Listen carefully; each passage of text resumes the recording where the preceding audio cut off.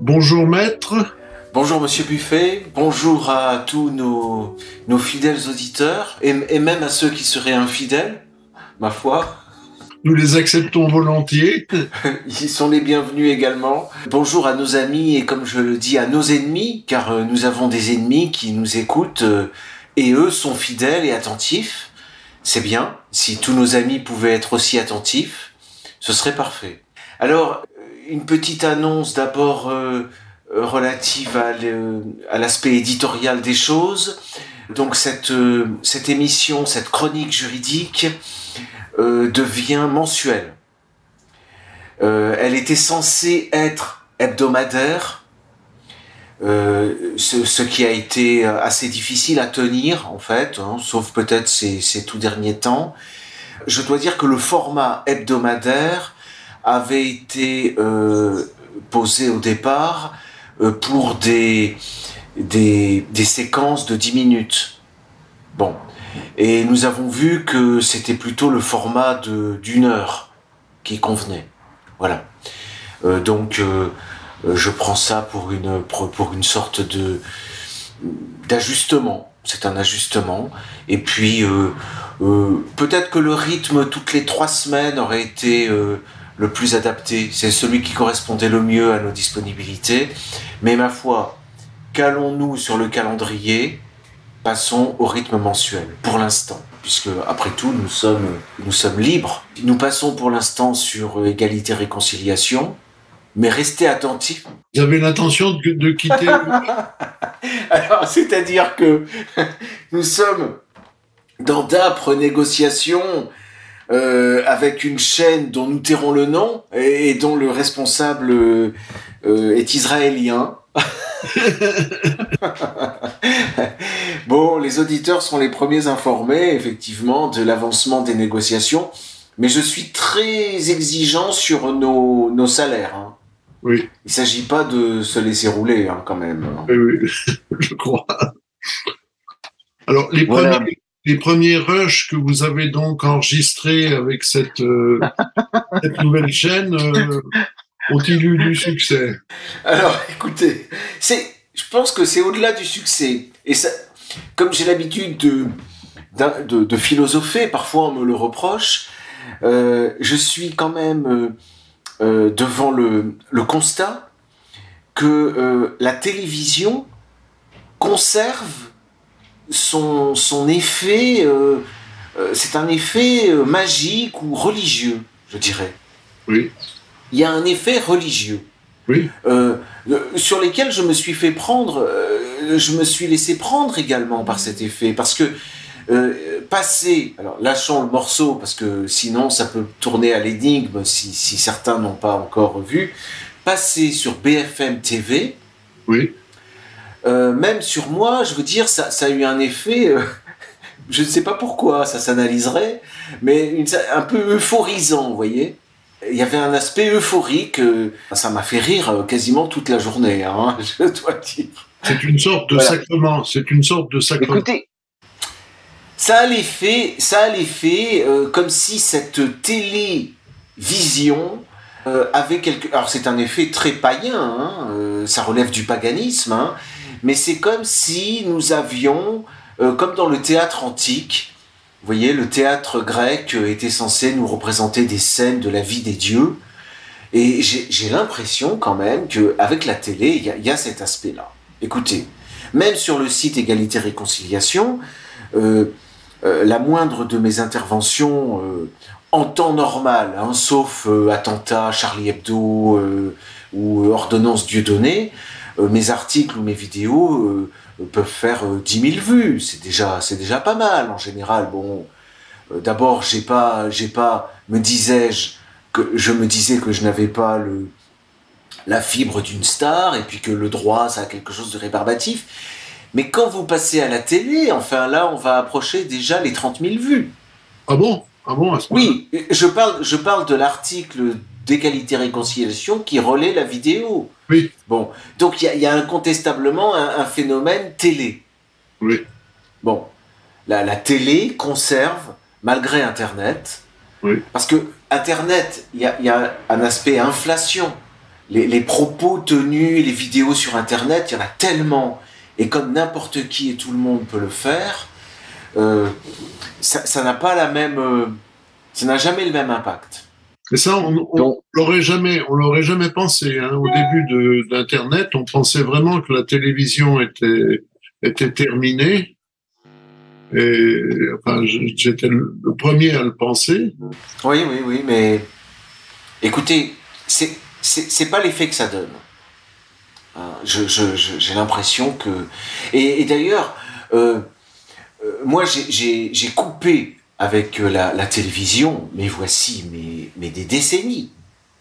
Je n'ai pas de télé, je me bats avec les impôts chaque année pour qu'ils ne considèrent pas que j'ai coché la case télévision. Je ne voulais pas de poste de télévision. Bon. Mais par le biais d'Internet, la télé nous a rattrapés. Parce que sur nos téléphones portables, nous avons, sur Twitter, sur YouTube, etc., nous avons des émissions de télévision qui reviennent. Et nous avons également été rattrapés par la publicité. Oui, ah oui, ça, largement. Oui, parce que, non, mais il n'y a pas si longtemps, sur Internet, sur Facebook, etc., vous n'aviez pas de publicité. Bon. Donc, ne reste plus que quelques sites héroïques pour se battre contre la publicité. Et j'ai vu qu'aussi les sites payants revenaient en force. Les sites des journaux, Le Monde, Libération, ne sont plus accessibles qu'en payant. Bon, je leur souhaite bon courage parce que moi, il est hors de question que je paie pour... non, non, il n'en est pas question. Je suis désolé pour les journalistes du Monde. Ils n'ont qu'à travailler avec Égalité et Réconciliation s'ils veulent survivre. Oui, d'accord, oui. Voilà, donc d'ailleurs je ne le fais jamais, mais j'en profite pour demander aussi aux éditeurs d'aider la rédaction, d'aider la rédaction en finançant, en donnant, en suivant les liens divers et variés qui leur sont laissés pour encourager cette rédaction, pour laquelle vous et moi, nous sortons du secret, on peut le dire que nous sommes bénévoles. Ah oui, bah oui. Voilà, mais nous faisons ça... moi, je le fais avec bienveillance parce que les éditeurs n'en ont peut-être pas forcément conscience, mais ces enregistrements que nous faisons dans une improvisation relative, moi, m'apporte quelque chose. C'est-à-dire qu'il m'est arrivé de comprendre et de progresser dans la compréhension de la situation grâce à ces émissions que je fais. Bon. C'est surtout mon cas. Hein. Non. Je m'adresse au maître et j'apprends tous les jours. Là, ça m'a beaucoup amusé. Je suis vraiment nul alors, vous êtes, juridique. Alors, le Socrate, vous savez que là, vous tenez un discours très socratique. Parce que c'est le discours platonicien par excellence, qui consiste à s'adresser à un sophiste, un philosophe qui vend son savoir, et à se présenter en disant moi je sais que je ne sais rien, et à la fin le lecteur se rend compte que celui qui était le plus savant des deux n'était pas celui qu'on croyait au départ. Voilà. Mais non. C'est tellement peu le cas avec les journalistes actuels qui soi-disant interviewent. Que moi je le dis franchement, je n'y connais rien et j'apprends tous les jours, toutes les semaines et maintenant tous les mois, j'apprends beaucoup de choses que j'ignorais complètement, sur lesquelles j'avais des idées préconçues, sur la légitime défense par exemple, des idées préconçues et à vous écouter, on en apprend beaucoup. Oui, alors moi je confie aussi que je cherche à comprendre. Les efforts que je mène visent à la compréhension de notre situation. Et je ne prétends pas l'avoir saisie. Voilà. Et je crois que ce qui définit l'activisme et l'activiste, et la radicalisation, c'est l'action qui précède la compréhension.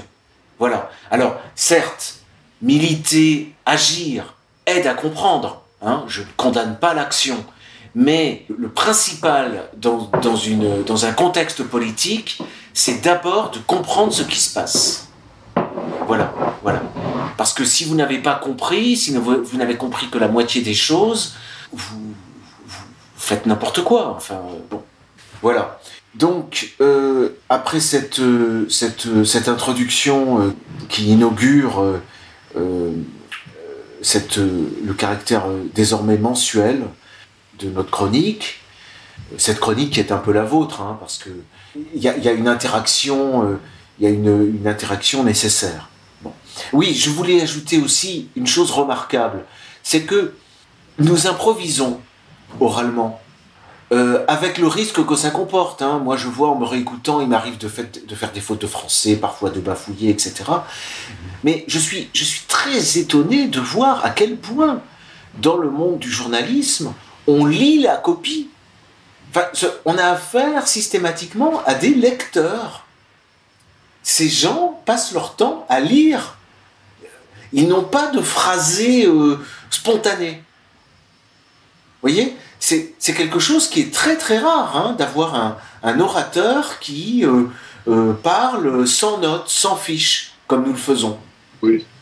Voilà. C'est tout de même le métier d'avocat, un petit peu de... Peut-être.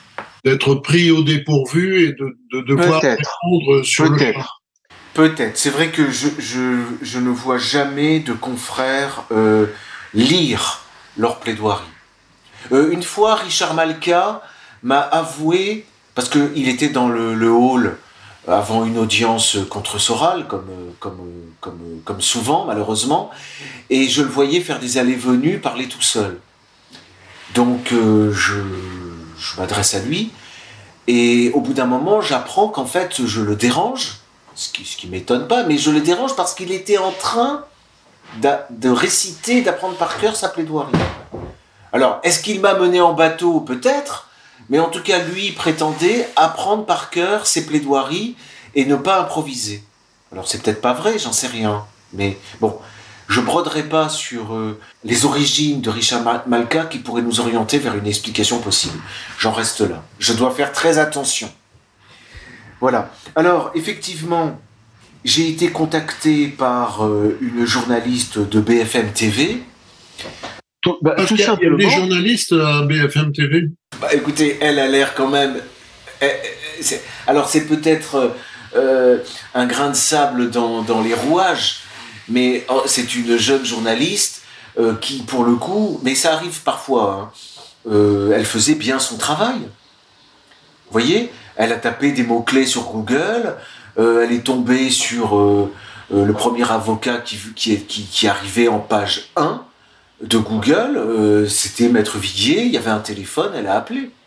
Voilà. Je dois dire, ce n'est pas rare. Hein. Il y a des domaines dans lesquels j'ai une certaine expertise. Oui. Voilà. Oui, Voilà. On connaît hélas les... Non. Non, mais il y a ces domaines, mais il en est d'autres. Par exemple, le fait est que je peux me vanter d'être relativement compétent, c'est-à-dire ce sont des questions qui m'intéressent, je dirais même qu'elles peuvent arriver à me passionner, et lorsque j'ai des dossiers, je me débrouille plutôt bien, et j'ai des confrères qui, quand ils ont ce genre de dossier, me les envoient.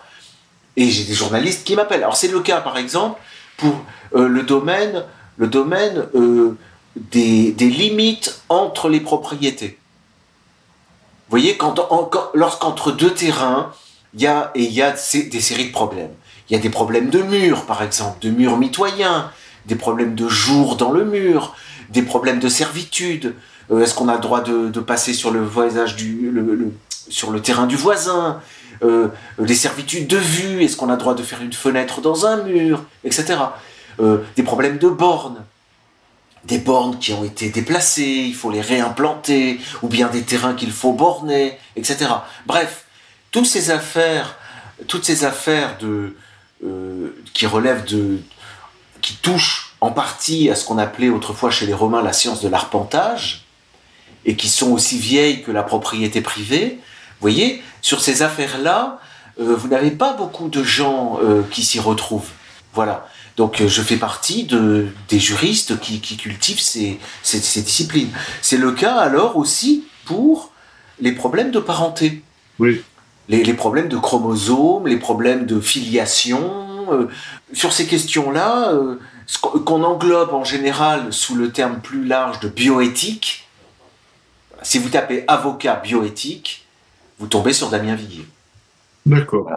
Voilà. Alors vous tombez aussi sur Damien Viguier si vous tapez avocat antisémite. Bon, mais ça j'y peux rien, c'est la magie d'Internet. Hein, c'est comme ça.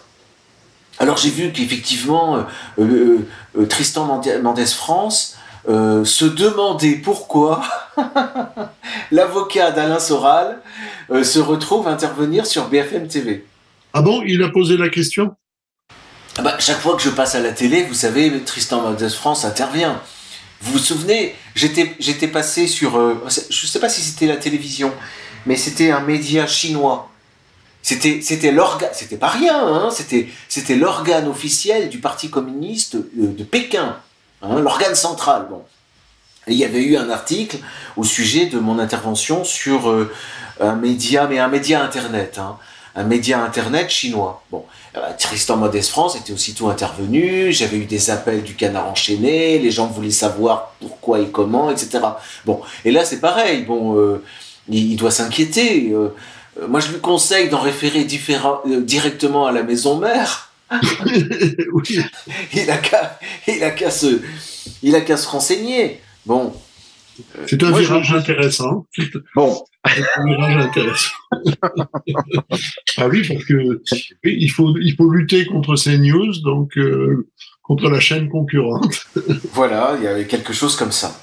Bon, peut-être y a-t-il des sujets plus graves à aborder. Alors, puisque nous avons officiellement une émission mensuelle, une émission et une mission. Alors, j'avais préparé, mais dans ma tête, hein, j'ai pas écrit, une mise au point à nouveau sur une question que j'aborde d'émission en émission, relative à la guerre en Ukraine, hein, par rapport au droit international, hein, point sur lequel Poutine est encore revenu récemment. Hein, l'opposition entre le monde unipolaire et le monde multipolaire. Bien.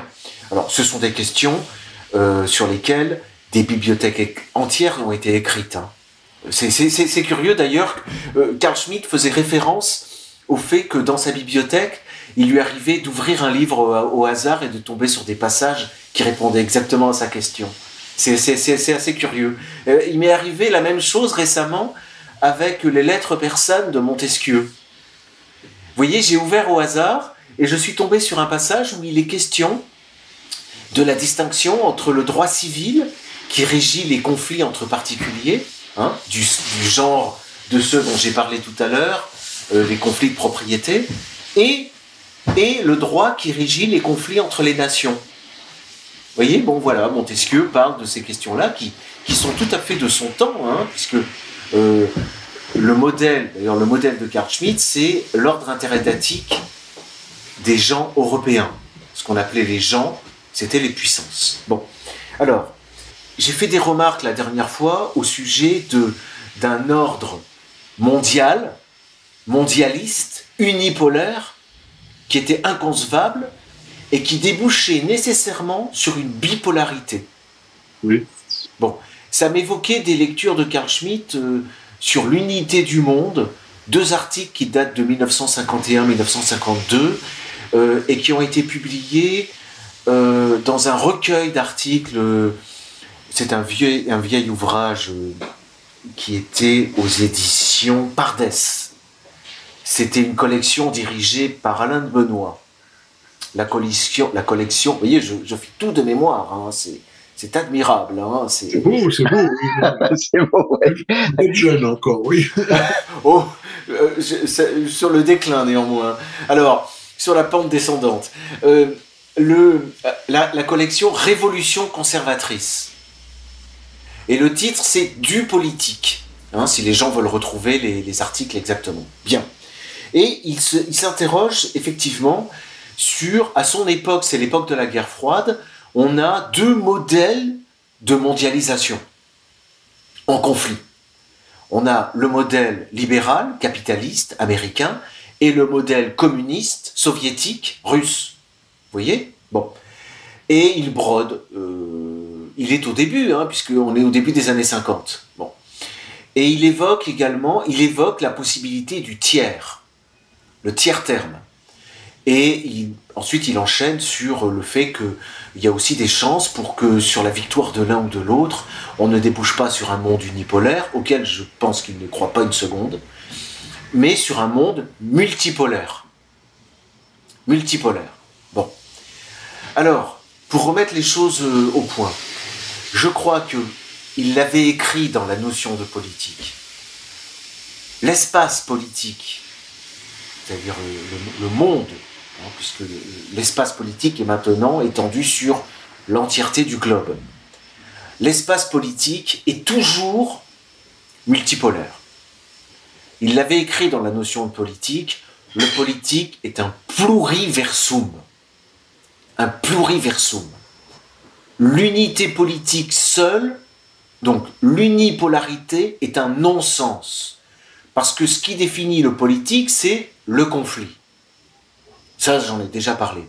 Et la nature du politique, la nature conflictuelle du politique, fait qu'il y a nécessairement, non pas deux, mais trois, et en réalité beaucoup plus d'unités politiques, nécessairement. Il ne faut pas réduire l'unité politique à l'État. Hein.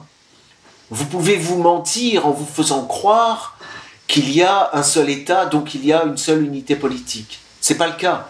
Dans un seul État, même en droit interne, même dans l'espace intérieur d'un État, vous pouvez avoir en réalité plusieurs unités politiques. C'est pour ça que le politique est toujours présent dans l'État. Parce que je ne connais pas d'État où il n'y ait pas de conflit politique au moins potentiel, c'est-à-dire il n'y ait pas de risque de coup d'État, tout simplement. De risque de coup d'État et de risque de guerre civile. Vous voyez? Eh ben, c'est la potentialité de la guerre qui indique la présence d'une unité politique. C'est ça que Carl Schmitt explique dans la notion de politique. Bon, autrement dit, les potentialités de conflit sur la planète étant relativement nombreuses, vous pouvez considérer qu'il y a tout autant, il y a le même nombre, c'est indénombrable, hein, d'unités politiques. Bon, alors, ce qui caractérise l'État, c'est, sur un territoire, de maintenir néanmoins un certain ordre. Et, en outre, dans les relations conflictuelles armées, guerrières, dans la guerre, d'adopter un droit de la guerre. Ça, je l'ai déjà répété, hein, je l'ai souvent dit. Hein. Bon. Ce qui implique d'ailleurs une pluralité d'États, automatiquement, parce que ça veut dire qu'on fait la guerre d'État à État. Ça, c'est le droit classique. Alors, pour en revenir à notre idée de monde unipolaire, j'ai dit que la prétention à l'unipolarité, à la prétention à la domination mondiale, tout simplement, était porteuse, c'était une idéologie en réalité manichéenne. C'est-à-dire qu'elle véhicule une bipolarité. La bipolarité étant synonyme de guerre civile et de guerre mondiale. De guerre civile mondiale. Voilà. Toute prétention à la domination mondiale est porteuse de guerre mondiale. Voilà, c'est ça le dogme qu'on peut avoir. Parce que de temps en temps, quand même si on est dans la recherche, le doute constant, il y a des moments où il faut quand même poser des jalons. Hein. Bon. Et ce qui caractérise la politique multipolaire, je l'ai déjà dit aussi, c'est d'imposer la neutralité aux belligérants. C'est ce que peuvent faire même l'Iran. Hein. L'Iran peut vendre des drones à la Russie, mais s'imposer comme neutre. C'est ce que fait la Chine, et c'est c'est de cette manière, je pense, qu'on peut lutter le mieux contre l'ennemi mondial. Parce que les nations ont un ennemi au plan du monde, c'est-à-dire il y a des forces qui ont la prétention à la domination, à l'hégémonie totale. Bon, ce sont ces forces-là qui constituent l'ennemi absolu de l'humanité quelque part. mais une humanité qui ne doit pas et qui ne peut pas, ce serait un non-sens, faire front uni contre cet ennemi. C'est un ennemi d'ailleurs qui n'a pas une réelle unité complète en lui-même, donc de toute façon, bon bref, ce à quoi je veux venir, c'est que même dans une guerre mondiale, même dans une bipolarité, comme on en a connu pendant la guerre froide, et comme on voudrait nous en imposer à nouveau une, même dans la bipolarité, en réalité, le monde est multipolaire. Le monde est toujours multipolaire. Le problème, c'est que quand vous avez l'un des pôles qui a une prétention hégémonique mondialiste, cela interdit la neutralité des pôles secondaires, si vous voulez, ou même du pôle, ou même de... Voilà, c'est ça le phénomène. Mais objectivement, dans une vision réaliste, le monde est toujours multipolaire. Voilà, c'est ça, je crois, et ça correspond aux idées qu'exprimait Carl Schmitt dans la notion de politique. Voilà, le fait est là. Après, la question c'est, est-ce que la réalité politique reçoit un habillage juridique ou pas? Voilà. Et en l'absence d'habillage juridique, force est de constater que c'est ce qu'on appelle le chaos. Oui. L'anarchie. Oui. Voilà, qui se traduit par la torture, le viol, le pillage, le vol, etc.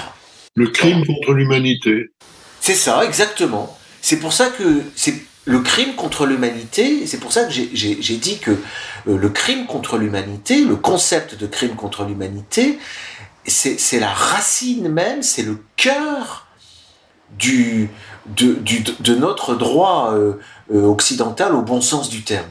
C'est le cœur d'un droit qui serait réellement humanitaire. Voilà. Parce que il préserverait l'indépendance des uns et des autres, etc. Si vous voulez, dans l'Organisation des Nations Unies, il y a du bon et du mauvais. Hein. Mais je pense pas qu'on puisse faire le tri. À mon avis, on peut jeter l'institution sans vergogne.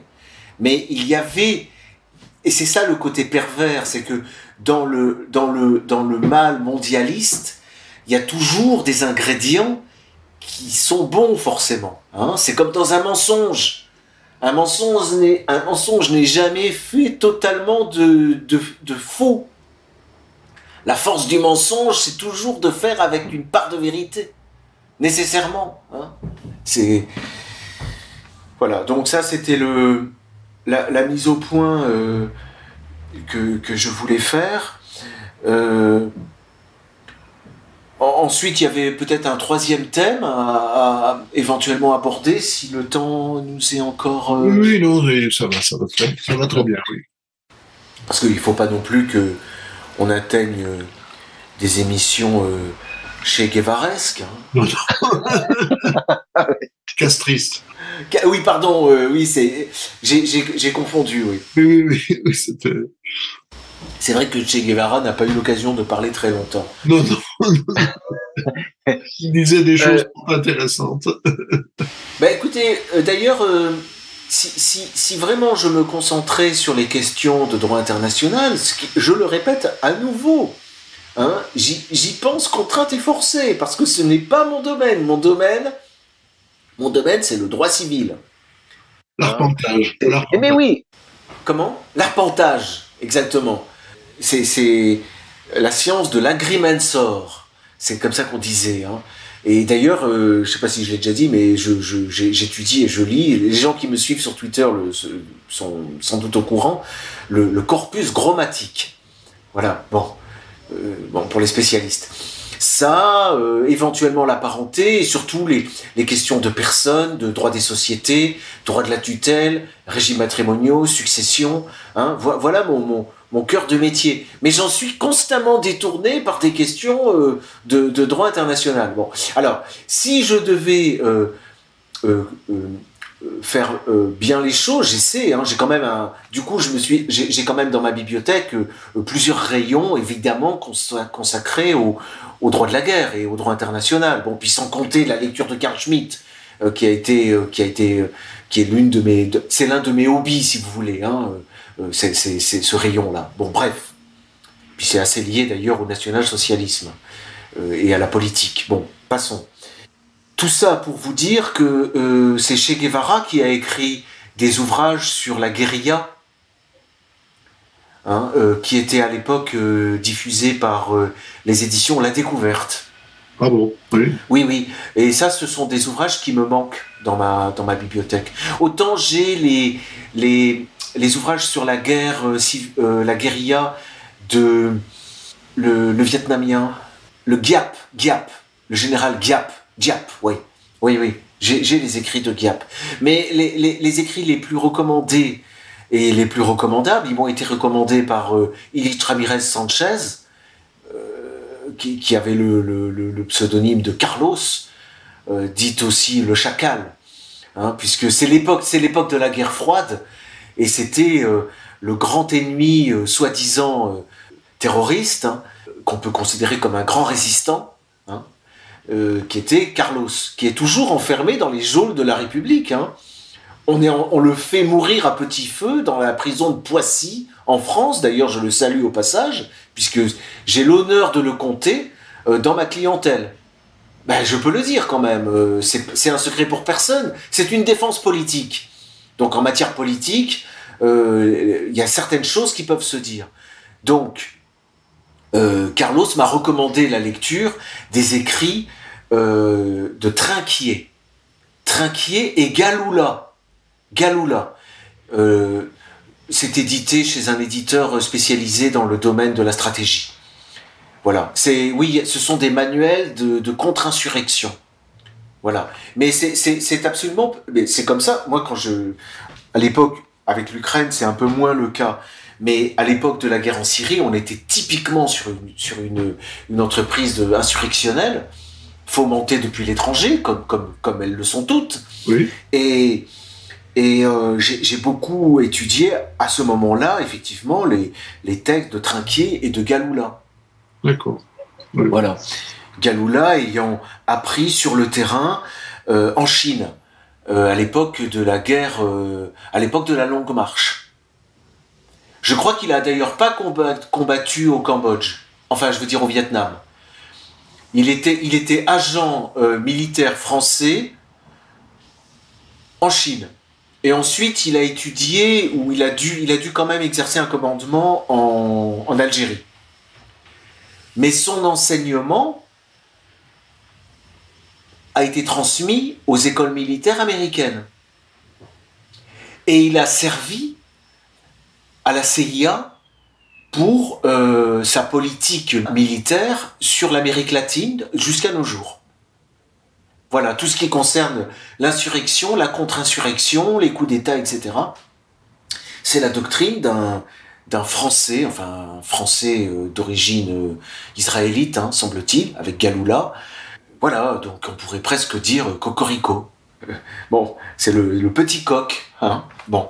Alors, oui, au sujet d'Ilich Ramirez Sanchez, bon, il faut en parler quand même, hein, parce qu'on a avec lui affaire à quelqu'un qui a commis des attentats. Alors, ça c'est ce qu'on lui attribue, mais son titre de gloire, c'est l'enlèvement de délégués de l'OPEP en Autriche, hein, je crois. Il a ensuite détourné un avion, et c'est comme ça qu'on a des photos de lui. Vous voyez, j'ai pas le dossier sous les yeux, c'est compliqué. Bon, bref.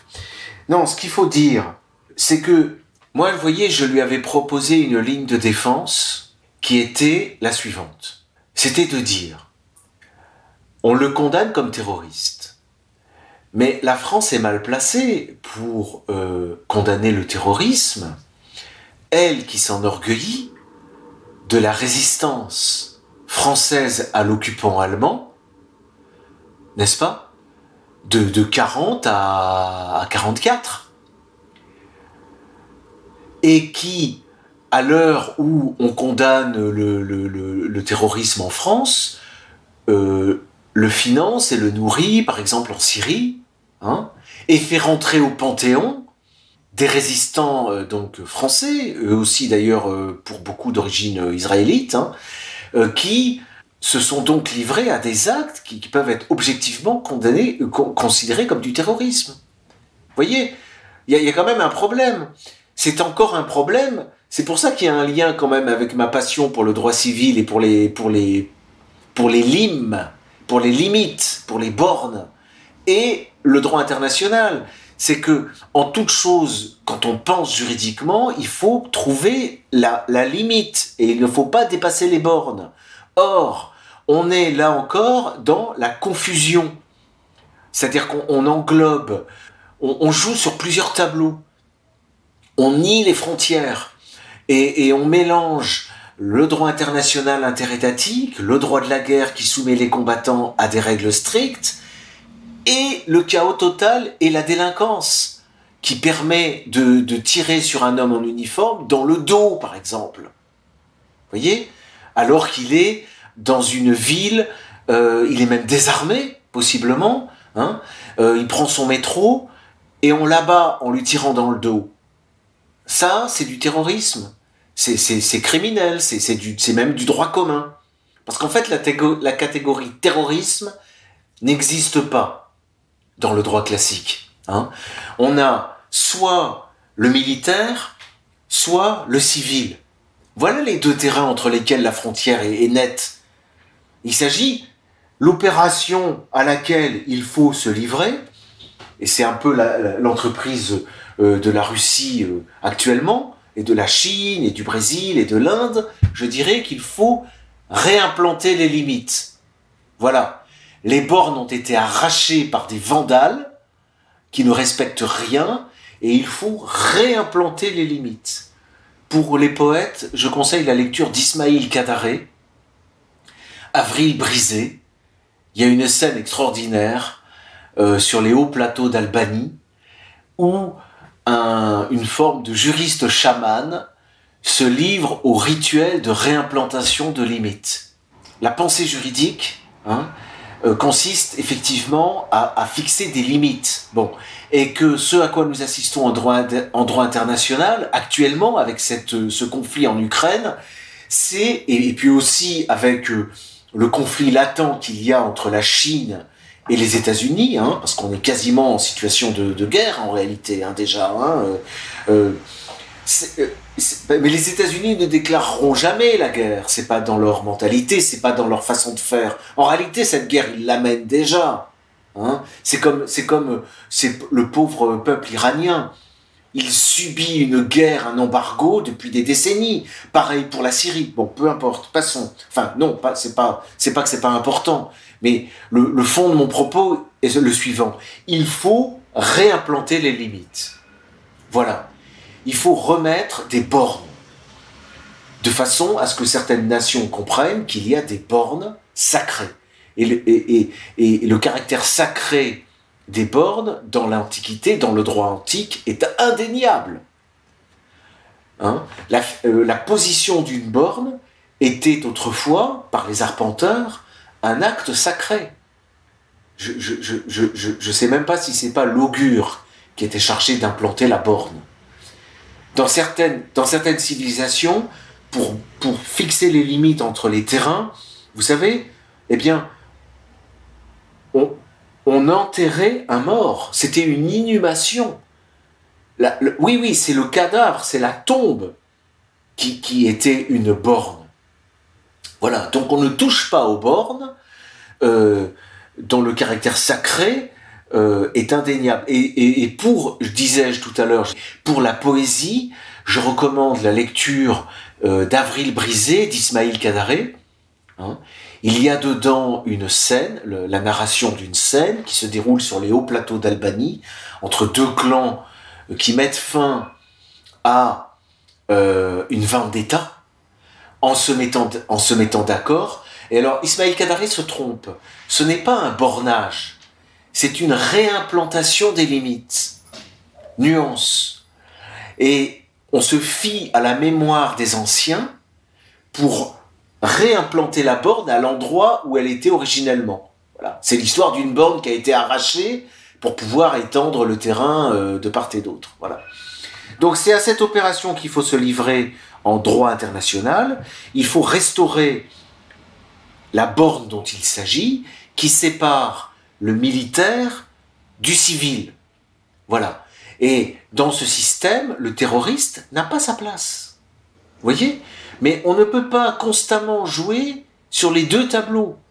À la fois sur la distinction militaire-civile, nous dire que la résistance française, c'est le statut de militaire qui prévaut, hein, et que ceux sur qui il tirait n'étaient pas des civils, mais des belligérants, hein, et en même temps, jouer sur le flou de la notion de terroriste,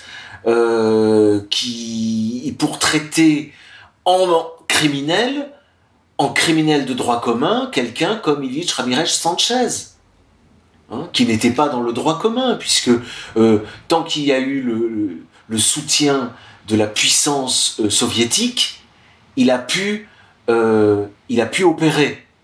Hein, c'est du jour de l'effondrement du mur de Berlin qu'en réalité il a été obligé de fuir d'un pays à l'autre et il a fini par être attrapé. Donc la détention d'Ilich Ramirez Sanchez fait partie des événements qui suivent l'effondrement du mur de Berlin. Voilà, ça va avec la mondialisation. Et d'ailleurs, il faut bien qu'au bout d'un moment, j'en terminerai par là, à moins que vous ayez des sujets et des questions, Monsieur Buffet. Poutine n'ignore pas le sort qui est fait à Ramirez Sanchez. Poutine connaît, au moins de réputation. Je crois que personnellement, ils ne se sont jamais rencontrés. Mais vous savez que Poutine était agent des services secrets soviétiques du KGB en Allemagne, et l'Allemagne de l'Est a été, je dévoile pas de secret d'État en disant que l'Allemagne de l'Est était une base arrière de Carlos. Bon. Et Poutine a beaucoup d'admiration pour Carlos, il connaît Carlos, et je crois qu'il y a eu des transmissions au moins de salutations. Donc, en tant qu'avocat d'Ilich Ramirez Sanchez, je salue le chef de l'État russe et je le supplie, hein, parce que c'est un peu comme ça que je peux, moi, avocat, m'adresser à un chef d'État étranger. Je le supplie de faire quelque chose pour le sort qui est réservé à mon client. Je ne doute pas que ça fait partie des choses qui se règlent aussi actuellement en Ukraine. Mais il faut que Macron libère Carlos. Voilà le message du jour. Liberté pour Carlos. Oui, d'accord. Oui. En général, quand je m'occupe d'un dossier d'emprisonnement comme ça, en général, ça marche. Hein. Monsieur Buffet ? Quand les tanks russes arriveront place de la Concorde, Carlos sera libéré. Ah, ça ne fait aucun doute. Ça ne fait aucun doute. Et il est fort possible d'ailleurs qu'il puisse exercer certaines fonctions importantes, puisqu'il est quasiment français d'adoption, à différents niveaux. Il parle français couramment ? Très très bien, mais parfaitement. Non, mais nous avons affaire à, je dirais pas à un homme d'État, mais quasiment. C'est quelqu'un qui a suivi une formation, d'abord. Parlons-en un peu, si vous voulez. D'abord, il ne manque pas d'ailleurs de le rappeler aux magistrats quand il a affaire à eux. Il est d'un très bon milieu, c'est-à-dire c'est l'aristocratie vénézuélienne, c'est le gratin. Son père était avocat, bien placé, et dans l'histoire du Venezuela, sa famille a eu des moments où elle exerçait le pouvoir, etc., avec des coups d'État, etc., comme ça se fait dans ces États d'Amérique latine. Bon, donc c'est pas n'importe qui. Et il a reçu une formation, une éducation de très haut niveau au Venezuela. Hein. Et c'était un ardent connaisseur donc de la doctrine marxiste, léniniste, et il a prolongé ses études à Moscou. Il était à l'école à Moscou. Et ensuite de Moscou, il a été en fait envoyé en mission en Jordanie. Voilà. Et donc là, il a rejoint ensuite les rangs du FPLP. C'est ça. Oui. Voilà. Et c'est dans ce cadre, et d'ailleurs, il raconte que les cadres, parce qu'on nous serine avec les chrétiens d'Orient. Oui. Oui. Moi, ça m'a jamais convaincu, hein, cette histoire. Les cadres du FPLP, les plus ardents, les plus farouches adversaires de l'entité sioniste, étaient tous chrétiens. Ah bon? Oui, c'était des chrétiens. Oui. Vous pouvez regarder sur Internet, faire quelques recherches. Les cadres étaient chrétiens. Et Carlos s'est converti à l'islam tardivement, parce qu'il commandait des combattants qui étaient musulmans et qui lui ont demandé de prononcer la shahada. Bon, ce qu'il a fait. Voilà. Mais au départ, il est marxiste, athée, je ne crois pas qu'il ait été baptisé, et son entourage militant et combattant était chrétien. D'accord. Voilà. Oui. Oui. Ça arrange pas son affaire, ça. Alors, certainement pas, non? Oui. Voilà. Donc, amis chrétiens, priez pour Ilich Ramirez Sanchez. Oui, et pour sa conversion, d'abord. Toute prière chrétienne implique la... Mais vous savez, qu'en est-il en réalité du fond des cœurs? Dieu seul le sait. Hein. Bon, après, on peut pas non plus exiger... Saint-Augustin ne le faisait pas, l'appartenance à telle et telle paroisse, hein, c'est aller un peu loin quand même. Hein, bon, c'est pas ce que disait Saint-Augustin d'ailleurs. Hein. Saint-Augustin disait, chez nos pires ennemis, il y a des gens, on ne sait pas les desseins de Dieu. Et peut-être, soit ils sont déjà sauvés, soit ils vont l'être en se convertissant, etc. Hein. Et quant à nos ouailles, disait Saint-Augustin, hein, y en a un bon nombre qui en réalité sont mal partis. Hein. Oui. Voilà. Ça, j'en ai peur, oui. Donc il y a, c'est vrai, il y a la pratique, parce qu'il faut quelque chose d'incarné, hein, de corporel, d'incorporé, certainement, mais il y a aussi le cœur. Hein. Ça, c'est important. Et c'est ce qui caractérise d'ailleurs le christianisme, hein, c'est d'insister surtout sur la circoncision du cœur. Et de se passer de la circoncision de la chair, qui est devenue, depuis l'incarnation, absolument inefficace et complètement inutile pour les chrétiens. Voilà. Merci, maître. C'est moi. Merci aux fidèles auditeurs, aux infidèles, aux amis et aux ennemis. Et rendez-vous dans un mois pour l'émission de décembre.